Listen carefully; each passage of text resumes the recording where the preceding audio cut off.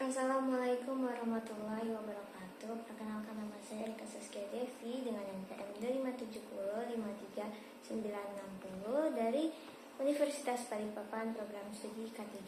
Pada kesempatan kali ini saya akan menjelaskan kepada teman-teman semua mengenai K3. K3 bukan sekedar aturan perusahaan, melainkan sebuah sistem perlindungan yang dirancang untuk menjamin keamanan setiap individu di tempat kerja. Upaya ini bertujuan untuk mencegah terjadinya kecelakaan maupun penyakit akibat kerja melalui pendekatan yang terukur. Sebagai langkah awal dalam mewujudkannya, penerapan K3 yang efektif dimulai dengan pemahaman mendalam mengenai lingkungan kerja melalui identifikasi risiko. Secara umum, ancaman di tempat kerja dapat diklasifikasi dalam beberapa kategori utama yang mencakup aspek fisik hingga aspek psikis.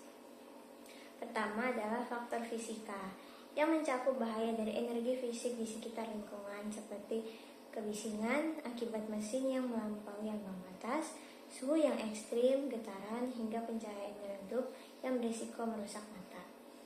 Selanjutnya terdapat faktor kimia, yaitu bahaya yang ditimbulkan oleh bahan kimia baik gas, uap, debu maupun cairan yang membawa risiko keracunan hingga ledakan. Di sisi lain, faktor biologi mengancam melalui mikroorganisme seperti bakteri, virus, dan jamur di area kerja. Selain aspek lingkungan, terdapat pula faktor ergonomi yang menitikberatkan pada ketidaksesuaian beban kerja atau peralatan dengan kemampuan fisik manusia. Faktor psikologi yang mencakup tekanan fisik seperti stres dan beban tanggung jawab yang tidak seimbang atau tekanan kerja.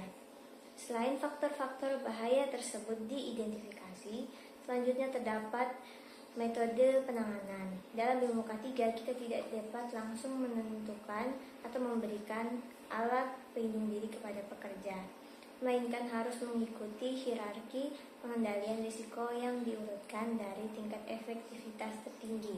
Langkah pertama dan paling efektif adalah eliminasi, yaitu membuang atau menghilangkan sumber bahaya secara total dari area kerja.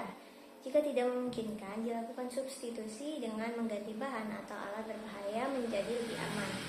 Langkah berikutnya adalah rekayasa teknik melalui modifikasi alat atau lingkungan untuk mengisolasi pekerja dari bahaya, yang kemudian didukung oleh pengendalian administratif seperti pembuatan SOP, pelatihan, dan pengaturan jadwal kerja. Sebagai pengendalian terakhir, boleh kita menggunakan alat pelindung diri atau APD seperti helm safety, kacamata safety, masker, dan juga sepatu safety untuk meminimalkan dampak jika risiko tetap tidak dapat dihilangkan sepenuhnya. Dengan mengintegrasikan pengenalan faktor risiko dan hierarki pengendalian ini, terciptalah budaya keselamatan dan kesehatan kerja yang sistematis dan juga berkelanjutan. Berikut penjelasan saya mengenai K3, faktor-faktor dan juga pengendaliannya. Semoga mudah dipahami. Sekian, terima kasih. Wassalamualaikum warahmatullahi wabarakatuh.